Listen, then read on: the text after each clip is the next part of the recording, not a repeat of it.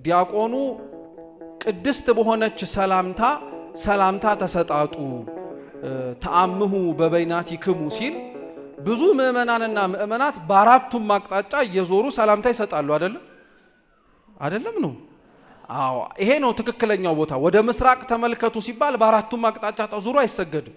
እዚህኛው ቦታ ላይ ነው የሚሰገደው። እሱም ደግሞ በደንብ አድርጋችሁ ስሙ፣ በአራቱም አቅጣጫ የለም የሚሰገደው። ፍትሐ ነገሥታችን አንቀጽ 12 የሚለው ወንዶች ለወንዶች ሴቶች ለሴቶች ይስገዱ ነው የሚለው እንጂ ወንዶቹ ወደ ሴቶቹ ሴቶቹ ወደ ወንዶቹ ይዙሩ አይልም። ይሄም ሳናውቀው ምንሳሳተው ስህተት።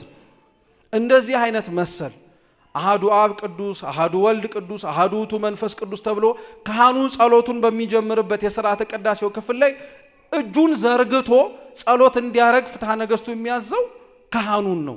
እሱም ሰራይ ካህኑ ፊቱን ወደ ምስራቅ በኩል አዙሮ በምዕራብ በኩል ላሉት ለምእመናን ጀርባውን ሰጥቶ እጆቹን አመሳቅሎ ከፍ ባለ ድምፅ እንዲናገር ያደርጋል። አንዳንዶቻችን ካለማወቅ ግን አብረን አሃዱ ሲባል እጅን ዘረጋለን። ግን ይሄ ልክ አይደለም። ይሄ ስርዓቱ አይደለም። እነሱ ሲዘረጉ እኛ ቀጥ ብለን በአጽንኦ ባለንበት ተረጋግተን ይህንን አዋጅ እንድንሰማ ይደረጋል። ይሄ እንደ ስርዓትነቱ መሰልም ጭምር የሚደረጉ ነገሮች ናቸው። እየሰማችሁ ነው?